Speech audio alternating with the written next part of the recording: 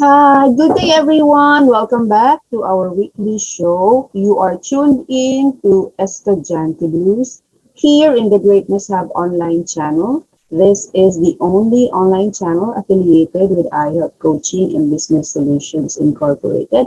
And I will be your host for this week's episode. My name is Coach Luz at your service. So before we begin our weekly topic, I would like to invite everyone to please like, subscribe, and of course, watch all our programs here in the Greatness Hub online channel. Once again, the only online channel affiliated with iHelp Coaching and Business Solutions Incorporated. So since this is a very limited time engagement, I would like to share with you my screen, guys, so that we can go down to business. Hold on.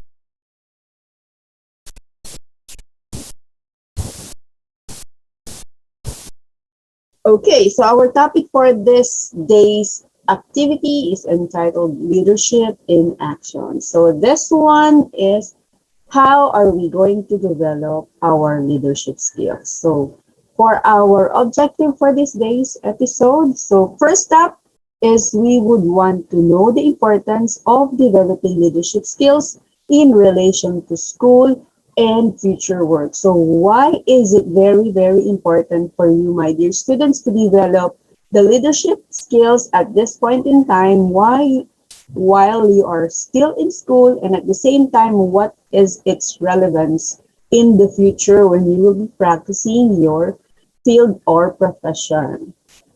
And then second is that we will be able to identify the different qualities of an effective leader. Ayan, so what are the different qualities of effective leaders?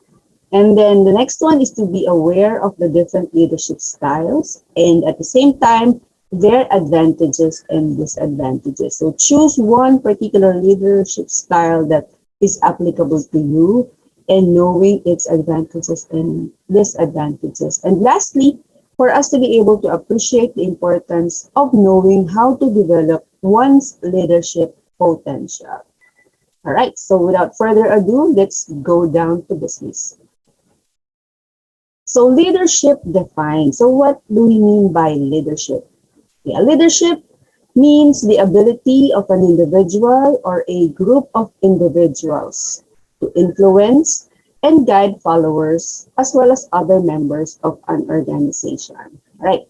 Your ability to influence, ayan, to lead, to guide, to make other people follow you. Ayan. Follow you based on a given shared vision, shared objective, or common goal. All right. So what are the different qualities of a leader? Ayan. So first up is integrity. Ayan. It's very, very important that a leader can practice what he preach.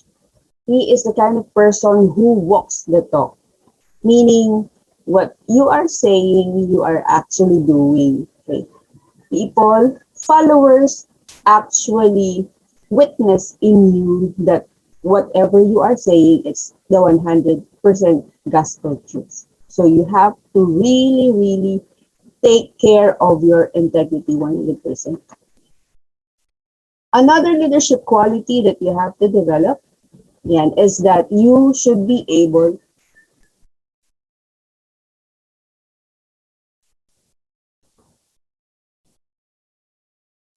my goodness.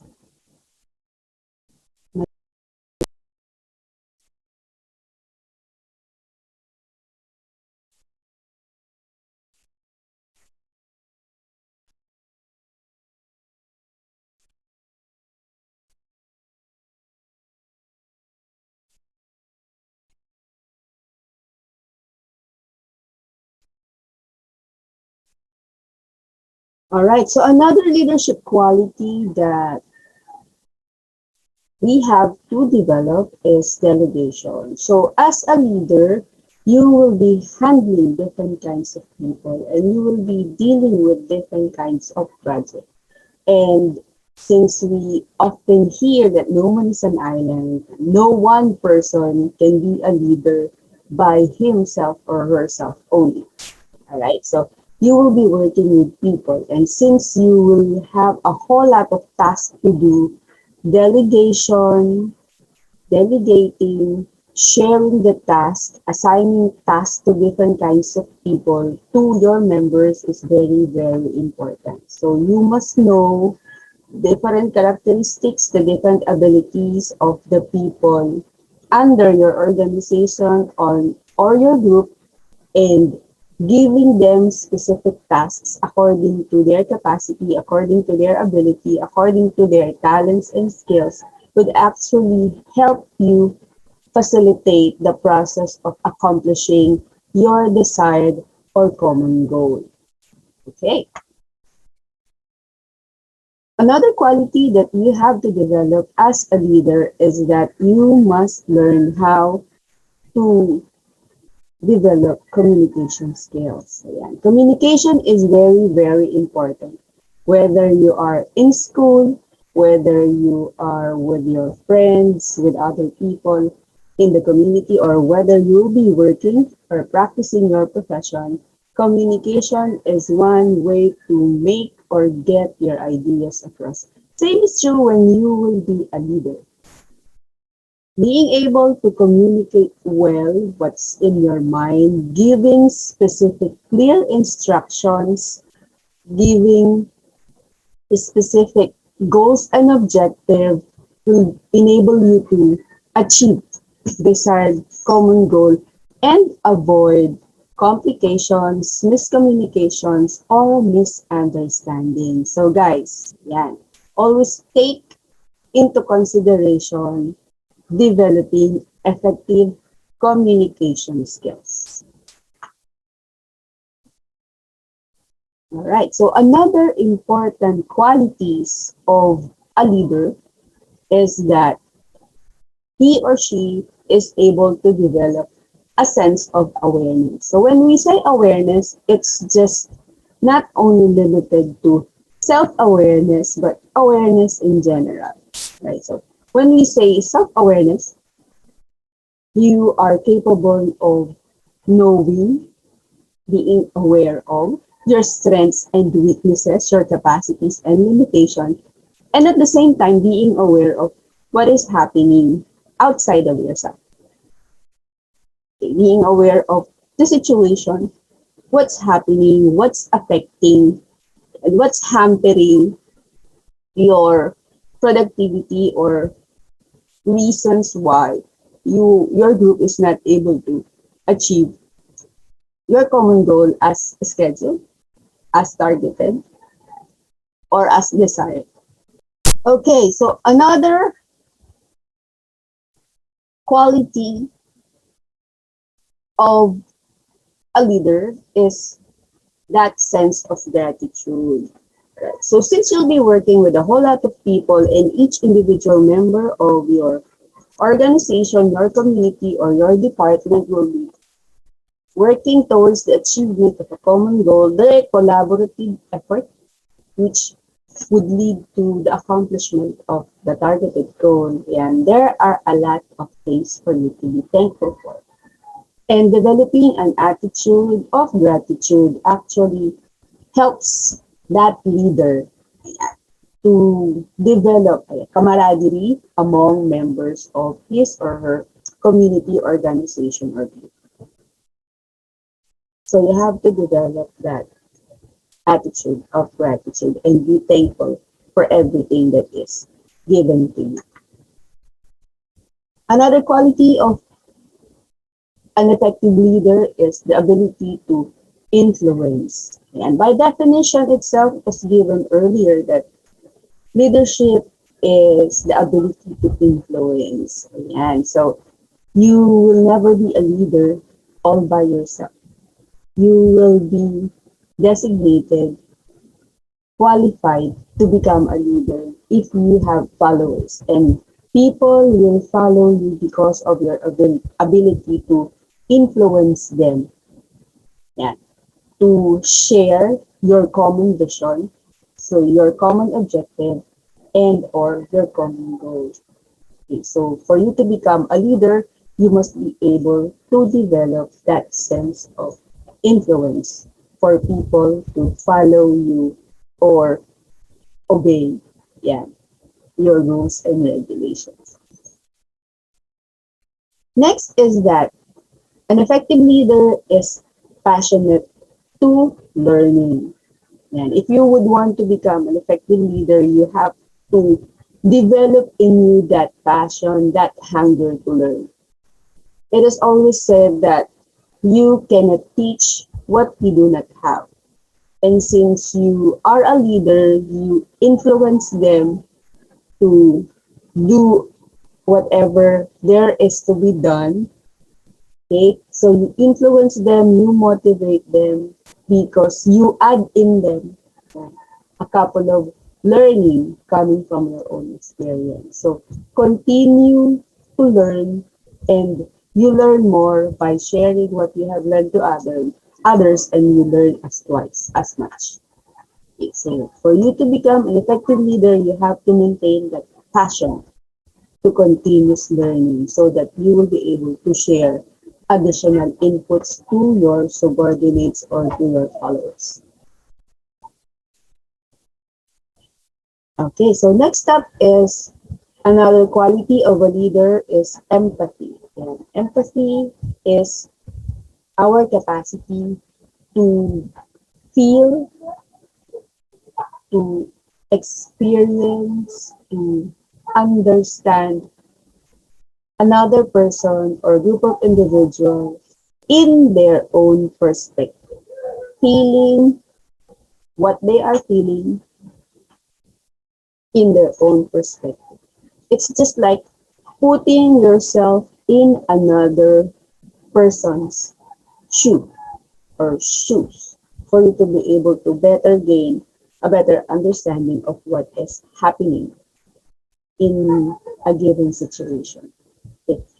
Setting aside, getting rid of all of your biases, all of your preconceived notions, okay, zeroing in on the feelings, emotions of the other individual on the opposite side of the coin or on the opposite side of the spectrum. So empathy is your ability to put yourself in another person's perspective, seeing things in another person's point of view.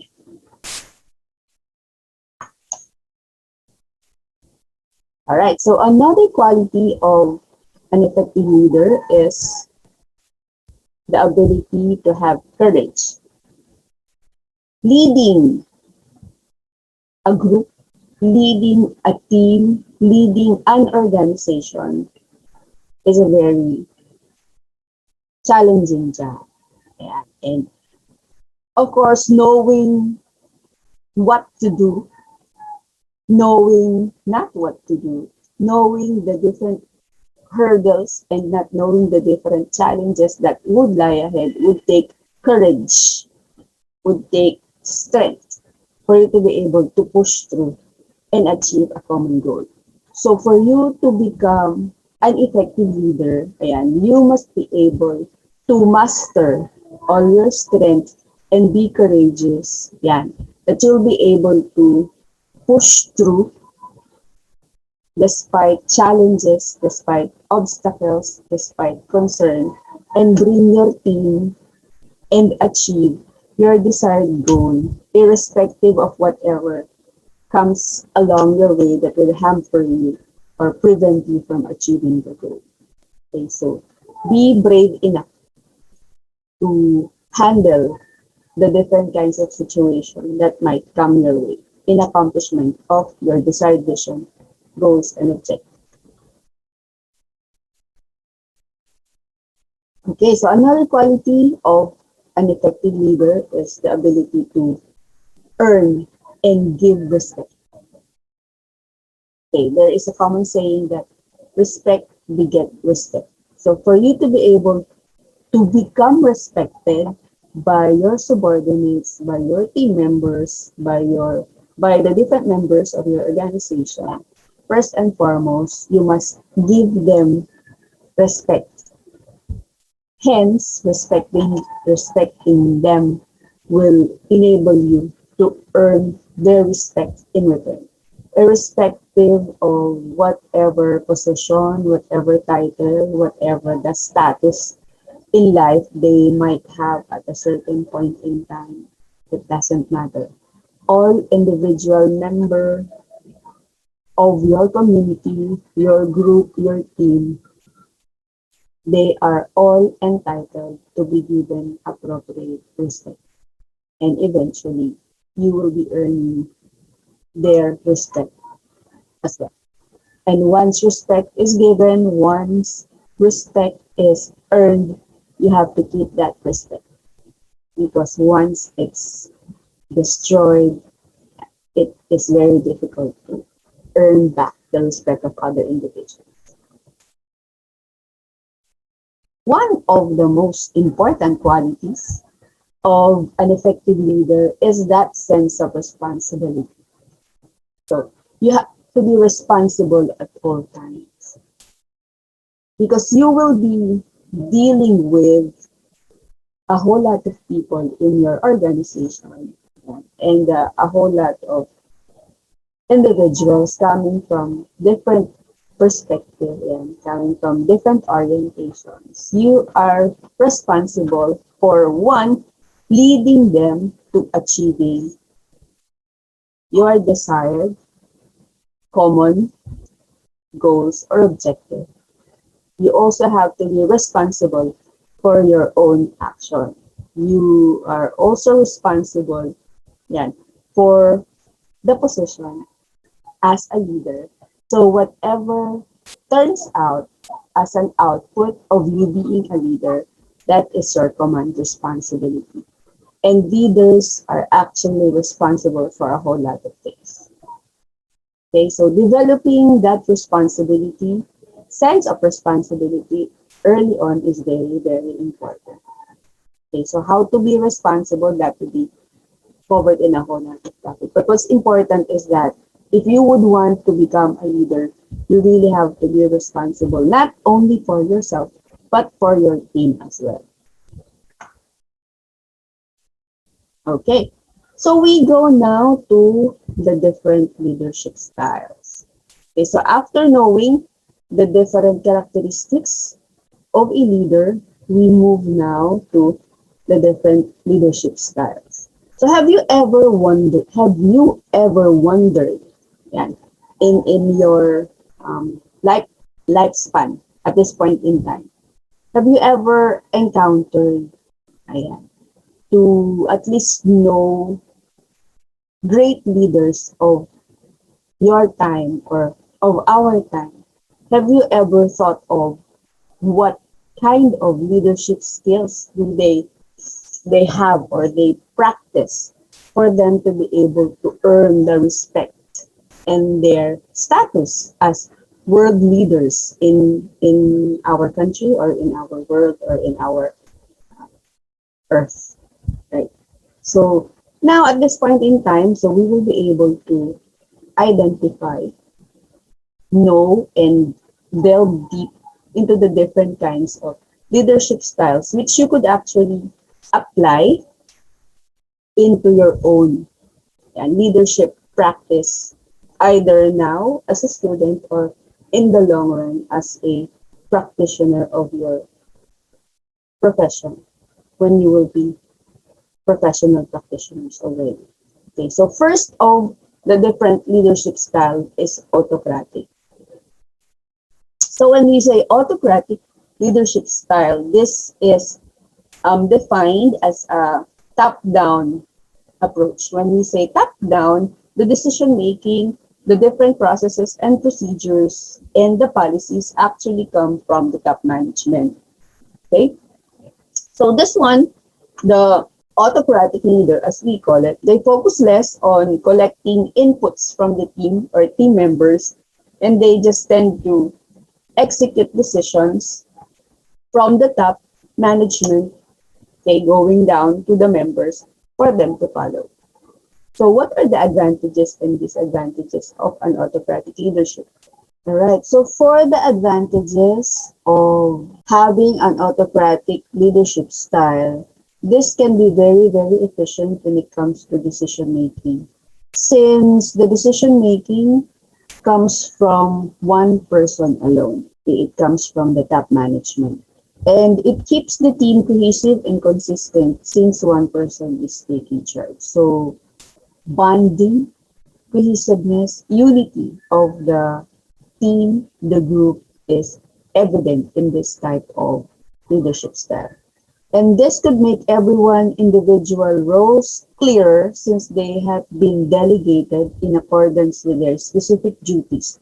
And it would actually not encourage to step out of that particular role since specifically designed and defined specific roles according to the need of the organization or the need of the group. Yeah. Stepping in and out of one's duties and responsibilities or role would be inappropriate. If we do not function, definitely the group will not be able to achieve the common goal. As for the disadvantages, one is that having an autocratic type of leadership or style of leadership could actually do not encourage or hamper creativity of individual members of the group. It could also affect collaboration of the group, and it could also hamper innovation since specifically designed for each individual member of the group, their specific roles, their specific tasks, innovation would be very, very difficult. It could also hamper, ayan, diversity in thought since it is specifically designed. Specific roles are identified, specific tasks are given to specific individuals. So you need not go out of the box. It could also lead to disengagement of individual or team members since there is a tendency for them to feel that they do not have a voice or a say to that particular goals identified. And lastly, it does not allow any room for mentorship or professional growth since the top management is the one identifying who would be future leaders of the organization, the team, or the group. Next type of leadership style is transactional leadership. So when we say transactional leadership from the term transaction, and this is more of a short-term type of leadership according to specific plan or activity. The leader of the organization adapts his style and specifically reliant to reward or punishment to motivate their followers or the members of the group. Okay. So this one also has a similarity to the autocratic type of leadership, but the main difference is that when we say transactional, so this is based on one-time transaction, which involves clear exchange of roles, duties, and responsibilities for specific team members and for compliance and functional high performance, the leader actually rewards or punishes, rewards those members of the group if the desired goal is achieved, and at the other side of the coin, punishes those who did not function well according to their given specific roles, duties, and responsibilities. So at most, those who perform their functions with high productivity oftentimes get rewarded, and those who fail to perform their duties receive punishment. For the advantages for transactional leadership style, this can be very, very efficient to achieve or to reach short-term goals since it's on a per transaction basis, and clearly defined expected behavior of each individual team members are given due to the system of reward and punishment. Very clear the functions of each individual members of the group, and it also provides structure and stability. For the disadvantages for transactional leadership style, it may limit creativity, growth, and initiative. They really have to follow as expected, as identified. It may not be that impactful on people who are not driven by external rewards and punishment or motivation. It could also be discouraging for those individuals or members of the group who are actually longing for or looking for professional growth and development since this is on a transaction basis. All right, the next leadership style that we have is the bureaucratic leadership style. So from the term bureaucratic, bureaucrat coming from specific bureau. So this one relies heavily on the chain of command. This is evident with strict regulations and confirmation by its followers. So usually, this can be found in the different government agencies as well as military organizations or some public organizations. So for the advantages of practicing bureaucratic leadership style, this one is stable in terms of job security and outcomes, of course. This one definitely removes favoritism from the equation, and it has clear roles and responsibilities as well as expectation, and there is a highly visible set of processes and regulations. So very, very strict in terms of processes and regulations. And at the same time, it's clearly identify the different roles and responsibilities of each individual members of the group. For the disadvantages, there is a possibility of inefficiency since everything has to go through a chain of command.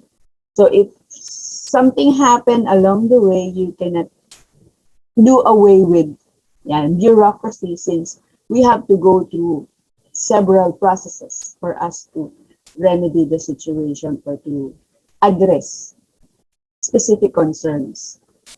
It doesn't encourage individual or personal growth since it top-down management at the same time, and it also hampers creativity, innovation, and free thinking because you are to follow strict rules, regulations, and guidelines, and it is very, very difficult to respond to changes because for you to effect change, definitely it has to really come from the top management going down, so from the bureaucracy. So that is your bureaucratic leadership style. Right, so we go to the next, the charismatic leadership style. So what is a charismatic leadership style? So based on the definition, these are leaders who uses their communication skills or persuasiveness and charm to influence others. Ayan. So charismatic leaders are the ones given the ability to connect with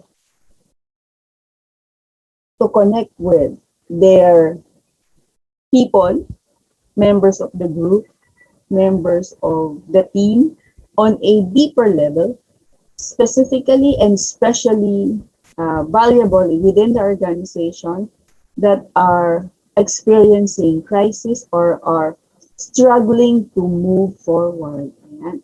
So for the advantages of adopting a charismatic leadership style, this one is highly inspirational and motivating.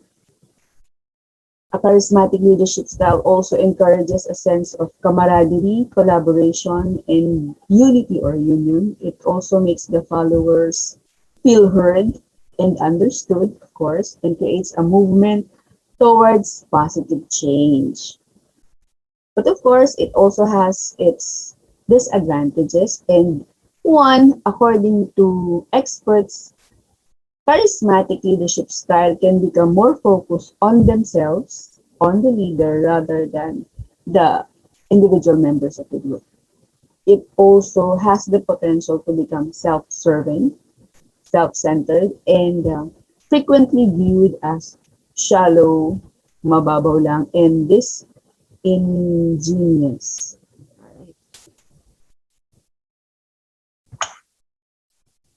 For the next leadership style, this one is called transformational leadership style. So for the transformational leadership style, this one creates a vision based on identified needs.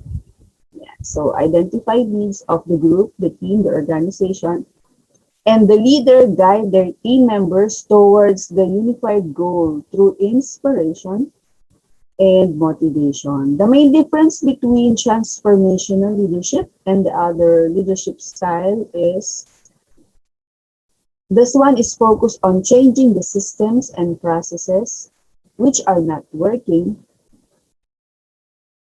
and they don't aim to change the status quo.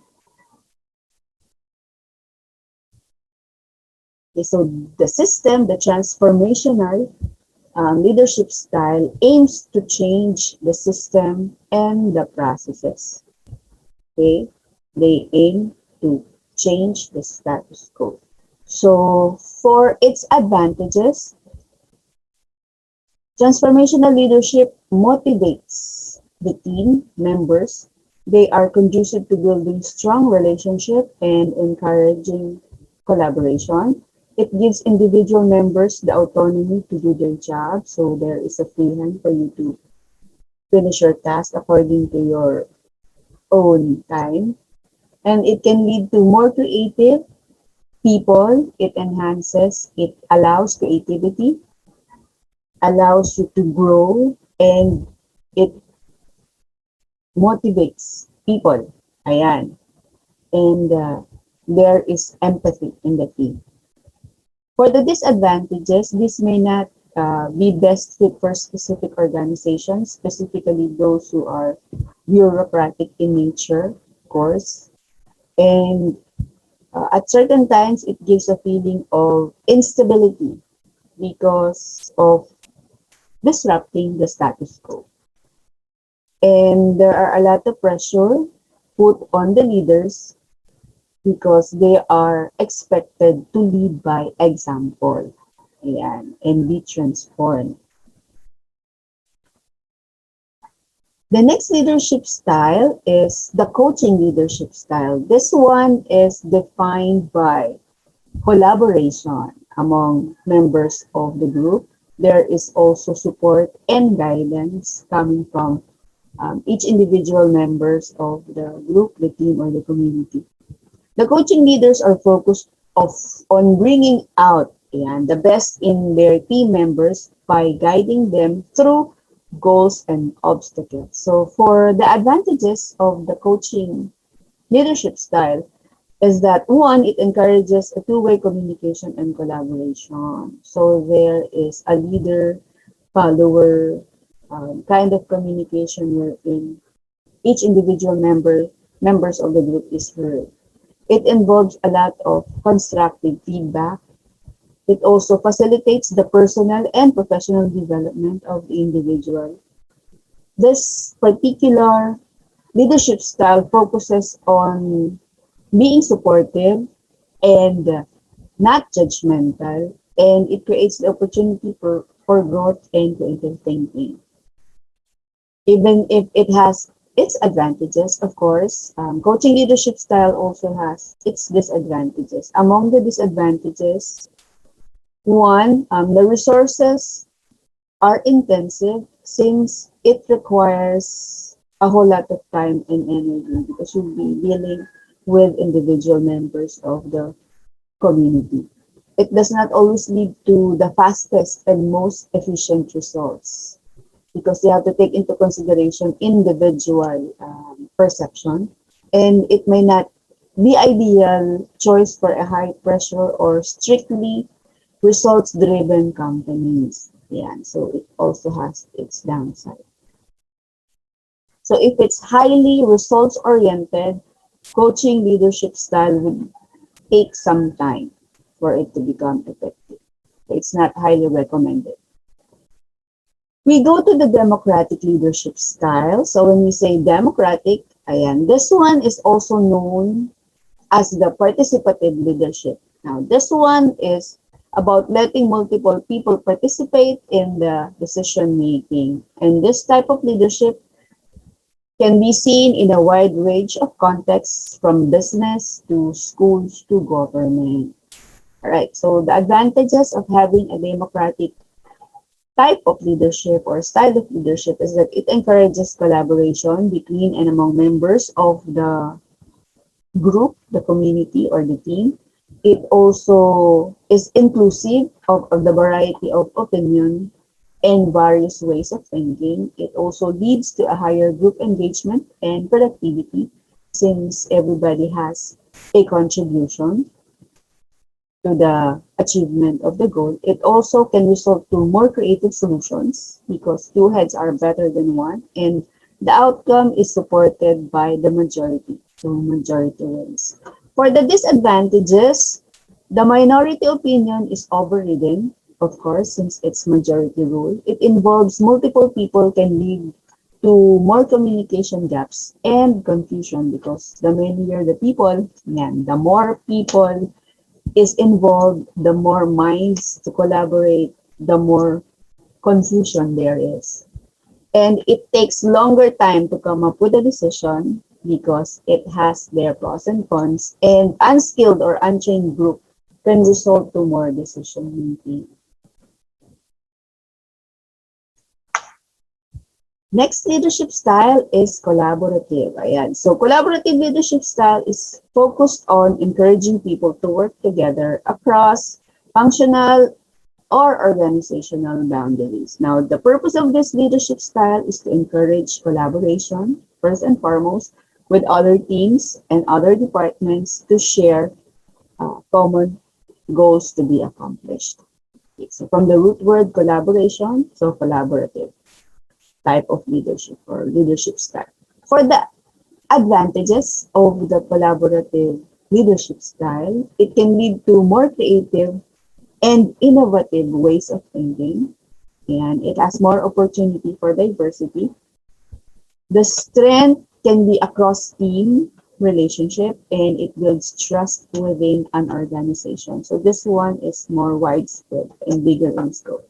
For the disadvantages, is it may lead to ambiguity in roles and responsibilities.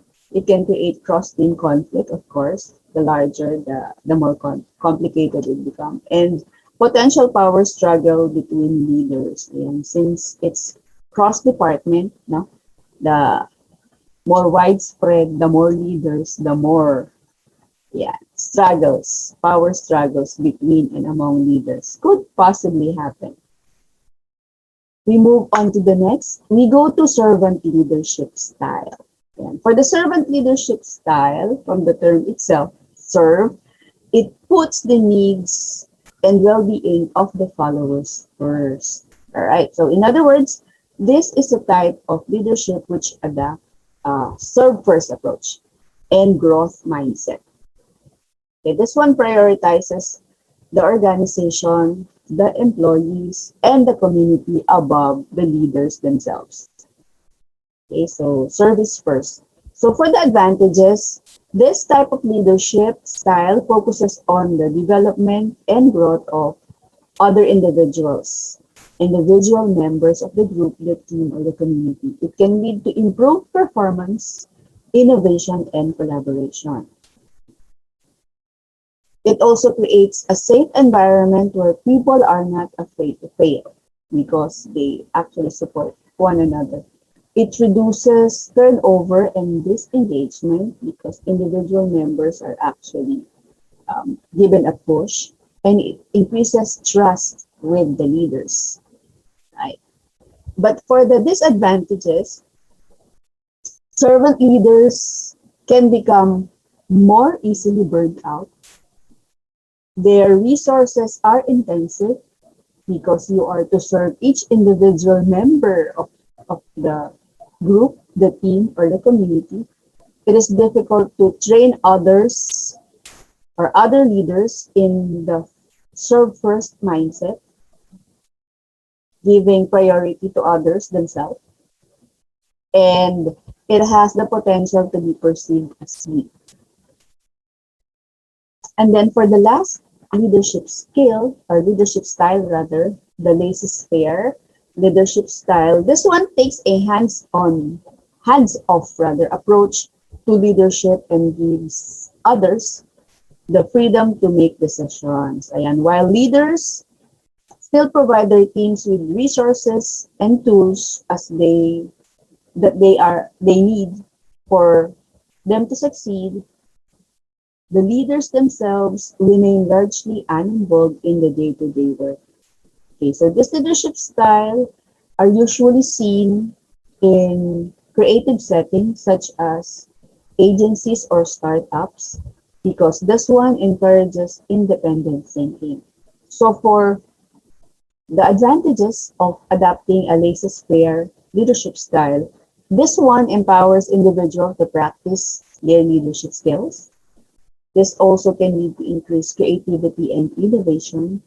And then there is a less fear of failure because you're allowed to do whatever you want based on your capability and your creativity. You are encouraged to trust each individual members of the team as well as your team leader, and this one instills independence to the individual members of the group so long that you achieve the desired goal at the end of the day. For the disadvantages of the laissez-faire leadership style, this one can result to low productivity. So there is a danger that if the person is not that motivated to achieve the goal or somewhere along the way, yeah, it could actually affect productivity. There could also be conflict amongst team members. Yeah.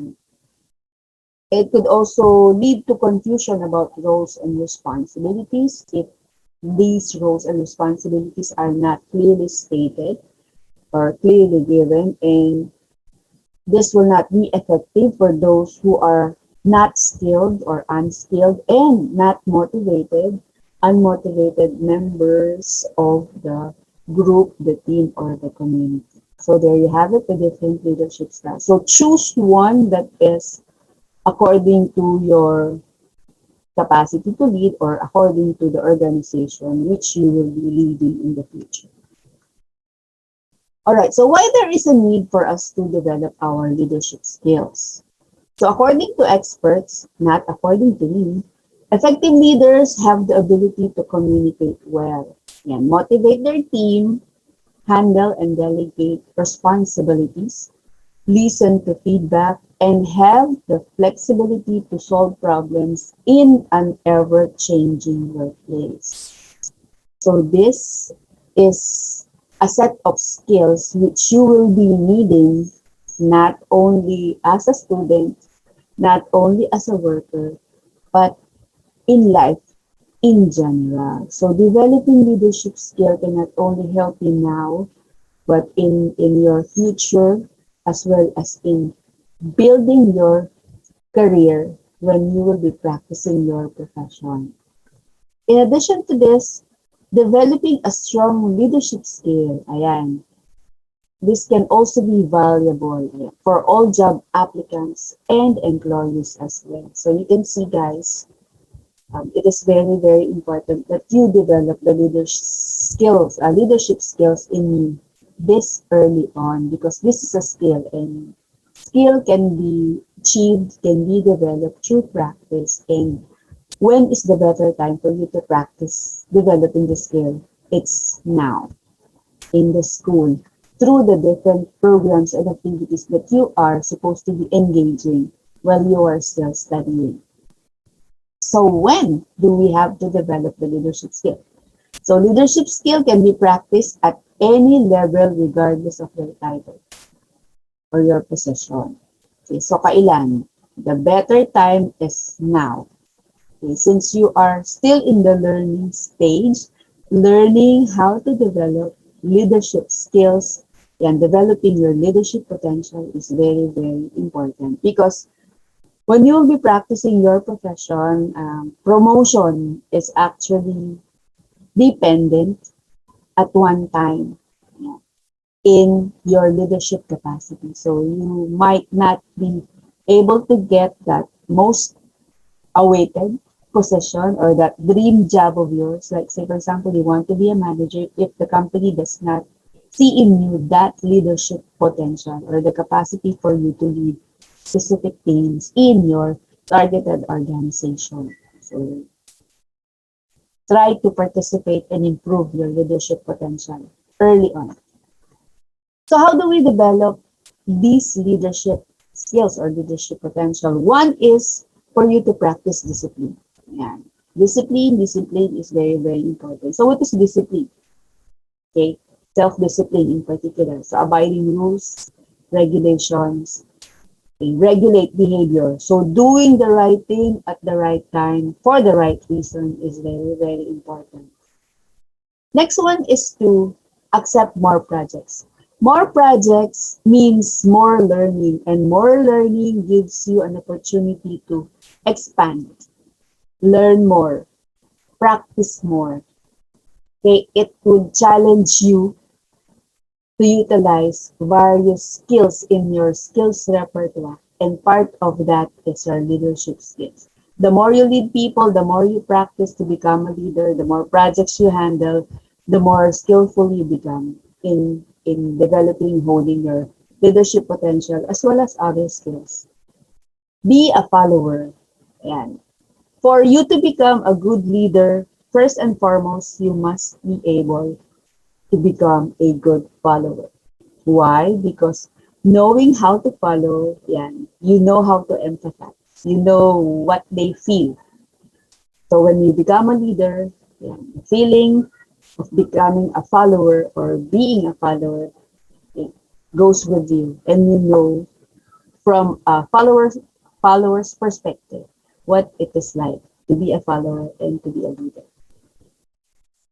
You have to develop that awareness. So we discussed earlier that you must not only become self-aware, reflect on your strengths and weaknesses, but also you have to be aware of what's happening outside of you, the situation you are experiencing at the moment, what's the latest happening in our environment, what is happening in your community, what is happening in your organization, for you to be able to anticipate problems, concerns, and to find possible solutions to a given situation.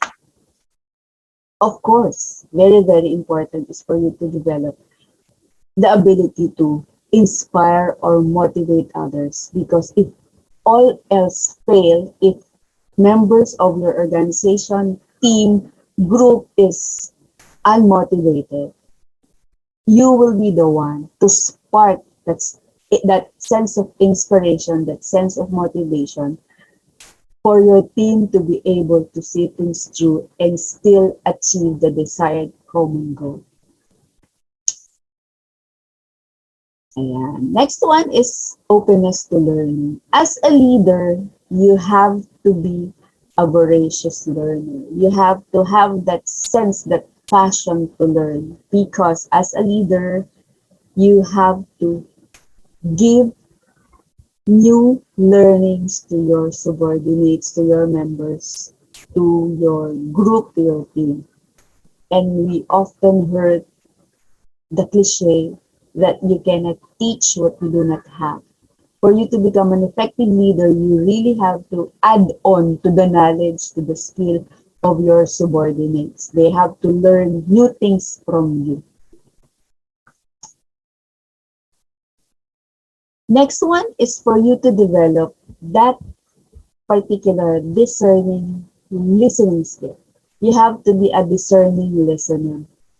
Discerning meaning you have to hear everything coming from your subordinates, but discern what should be retained. individual members of your group has his, her own perception, idea of the different situations you are encountering at a certain point in time. But then not all of these ideas actually are valid and could be helpful in the accomplishment of your desired or identified common goal.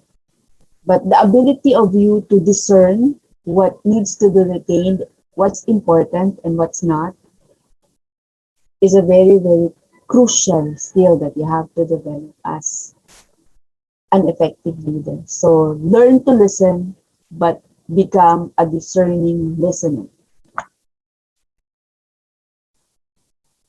As a leader, you also have to develop the ability to manage conflict. You will be dealing with people, a whole lot of people coming from different orientation, with different perspective, with different take on using similar situation on a given scenario.